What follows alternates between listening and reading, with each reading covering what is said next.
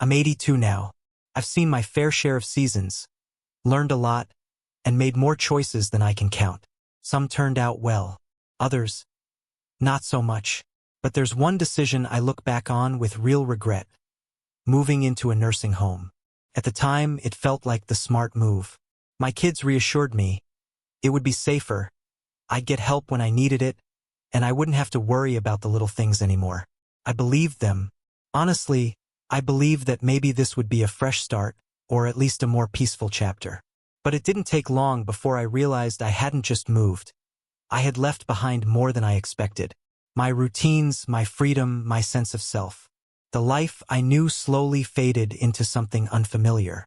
And while I understand that for some folks this kind of care is necessary, I wish someone had told me what it really meant to live in a place like this. If you're watching right now, chances are you're thinking about this yourself, or you're helping a parent or loved one figure it out. Maybe it seems like the safest option. Maybe it's been presented as the easier route. But before you take that step, I want to share a few things with you. 6 to be exact. These are lessons I've learned the hard way, and I truly believe they could help someone else avoid the pain I felt after making this choice too quickly. Some of what I'm about to say might surprise you, and some of it might even go against what you've been told. But if it helps you make a more informed, thoughtful decision, then it's worth every word. If you've ever thought about moving into a nursing home, or you've helped someone make that decision, leave a comment and let me know.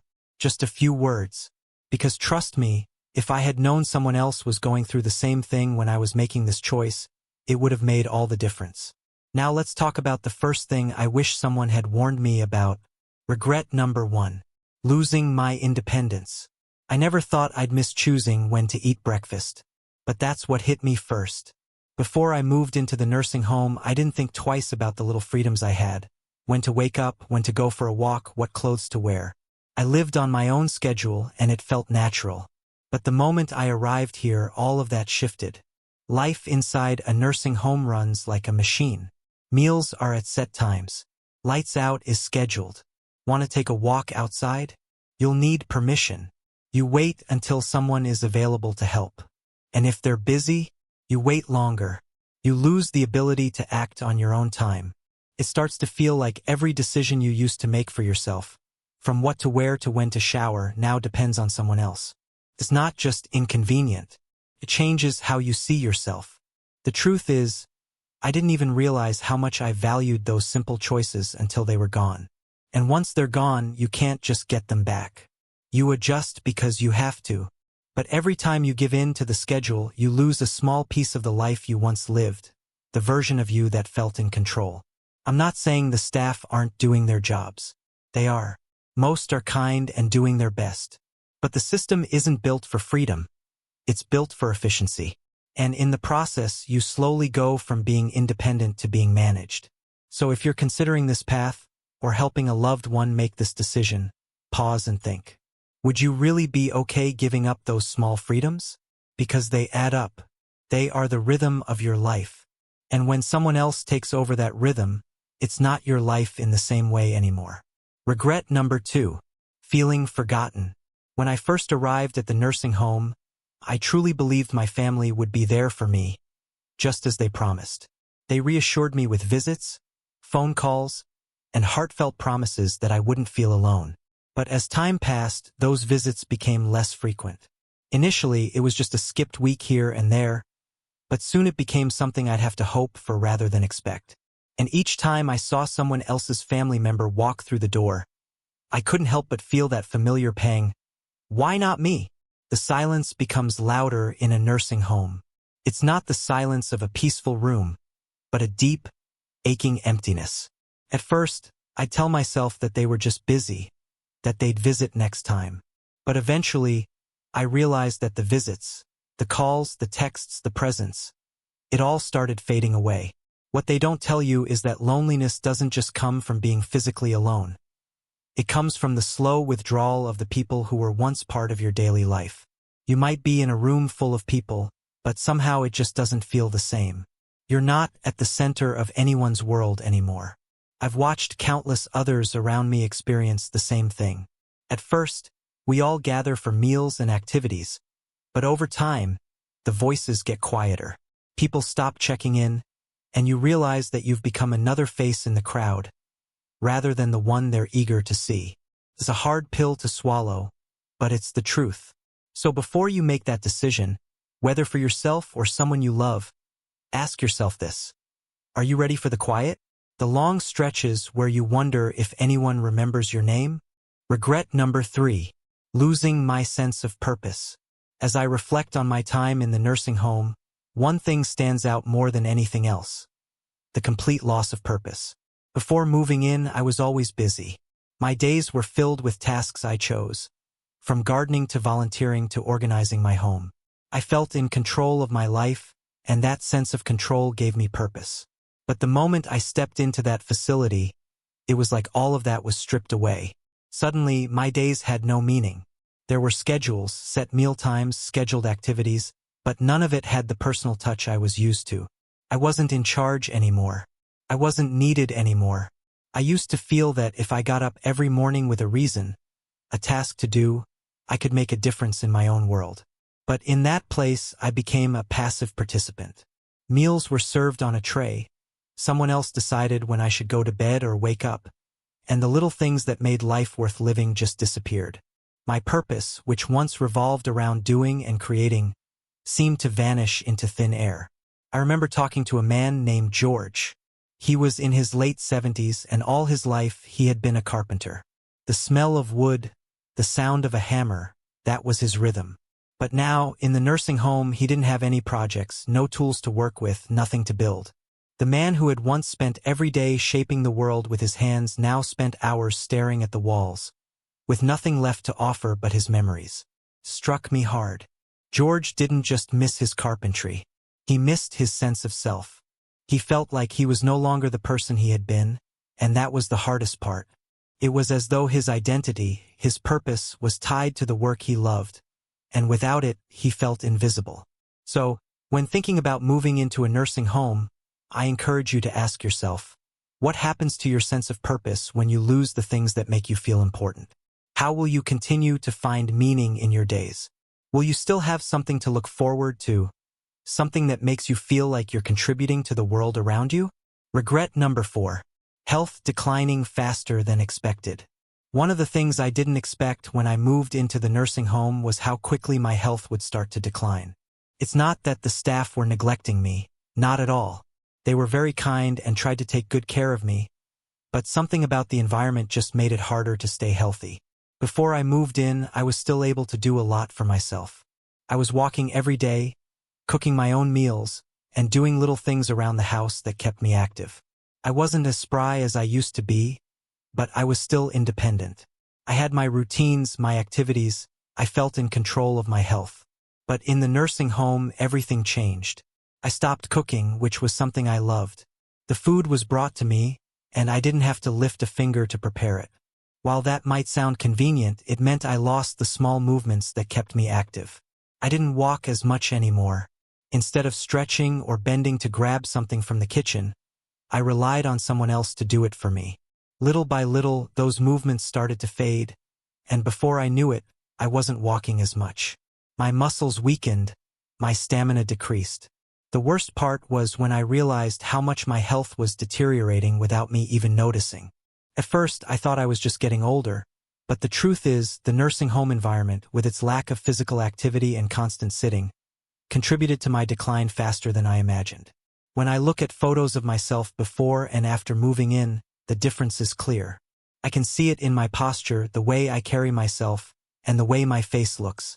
Before I was more vibrant, more engaged with life. After I was slower, more frail. I wish someone had warned me about this aspect before I made the decision. This is something I think about often, especially for anyone considering a nursing home. If staying active and maintaining your health matters to you, I encourage you to think twice about the lifestyle changes that come with it. The loss of independence can impact your physical health in ways you might not expect. It's easy to slip into a routine of inactivity when your days are structured for you. You might even feel like you're being taken care of, but you're losing small pieces of your well-being along the way. Regret number 5. Loss of privacy and dignity. When I first moved into the nursing home, I didn't realize just how much of my privacy and dignity I would lose. You might think that, because you're older, giving up some of your privacy is just a part of life. But trust me, when it happens to you, it hits harder than you expect. The first thing I noticed was the shared rooms. I wasn't used to having someone else in my space, especially not someone I didn't know. At home, I had my own room, my own space to relax, to think, to have my moments of solitude. But in the nursing home, everything changed. I shared my room with someone else, and that made me feel like I had no personal space at all. There's something about having your own room that makes you feel like you're still in control of your life, but that's something I lost very quickly. Then there were the moments when I needed help with personal care. It's hard to admit, but sometimes the staff has to assist you with things you never thought you'd need help with, like getting dressed or even using the bathroom. It can make you feel small, helpless, and embarrassed. That feeling of vulnerability was something I wasn't prepared for. The truth is, I didn't expect that level of dependence. I didn't expect to lose so much of my autonomy. It's not just the physical privacy that's taken away, but also the emotional aspect. You feel like you're being cared for, but you also feel like you're losing pieces of your dignity with each passing day. It's a hard pill to swallow, especially when you've spent your whole life doing things for yourself. So let me ask you, would you be okay with this change? Would you be okay with losing your personal space, your privacy, and even your dignity? It's not something we often think about when we're considering a nursing home, but I wish someone had warned me about it. The emotional toll of feeling less independent, less dignified, is something you carry with you long after the physical care is provided. Regret number 6. It's harder to leave than you think. I'm sure many of you have heard the phrase, once you're in, it's hard to get out. Well, let me tell you, that is absolutely true when it comes to nursing homes. Moving in might seem like the right decision at first, especially if you're told it's the safest option for you or a loved one. But what most people don't realize is just how difficult it is to leave once you're there. At first, you might think that you can always change your mind if it doesn't work out. But what happens when your health starts to decline? Or when the thought of leaving becomes too overwhelming? It's not as simple as packing up and walking out the door like you would if you didn't like the place. Once you've moved in, your life becomes much more entangled in that space. For me, it wasn't just about the physical building. It was about all the changes that came with it. The idea of leaving became more complicated with each passing month. My house was sold, my personal belongings were packed away, and I had no real way of going back to my previous life. I had no say in the decisions that had been made for me, and it felt like I was stuck in a situation I didn't want to be in. What's more, I had a sense of fear. Fear that if I left, I might not be able to find a better solution. Fear that I might not be able to take care of myself the way I used to.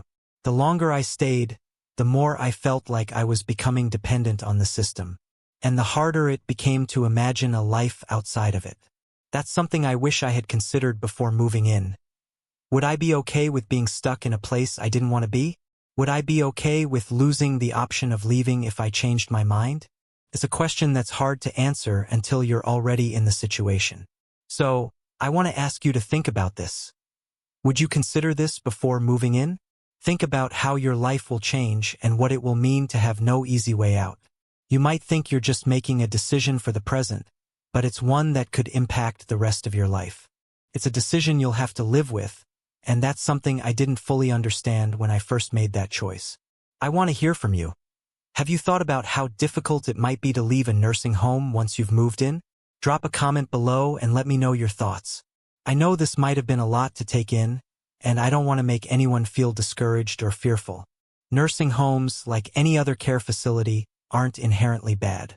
They provide essential services and care for people who genuinely need them. But the truth is, it's not always as simple as it seems. It's a life-altering decision, and I wish someone had taken the time to really explain what it would be like before I made my choice. I want you to understand, it's not about labeling nursing homes as good or bad. It's about understanding that once you make that decision, it changes everything. Life in a nursing home is often not the carefree, worry-free experience that many expect it to be. There's a loss of freedom, privacy, and in many cases, a deep sense of isolation. But here's the thing, there are alternatives. Before you make a decision that could affect the rest of your life, I encourage you to explore other options.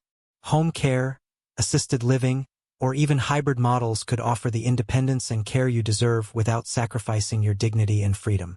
If I could give one piece of advice, it would be this: fight for your freedom as long as you can.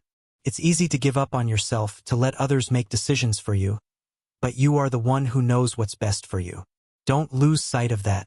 I hope this video has been helpful, and I want you to take a moment to really think about what's best for you. Whether it's moving into a nursing home or finding a different way to live, make sure that it's a choice you can live with. And if you know someone who is considering a nursing home, maybe share this video with them. It could be just what they need to hear before making such a big decision. So, what's one thing you'll think about differently now after hearing my experience? Drop a comment below and let me know. If you found this video helpful, don't forget to like and subscribe. And please, share this with someone who might be facing the same decision. Sometimes, hearing someone else's story can be the reminder we need to make the right choice.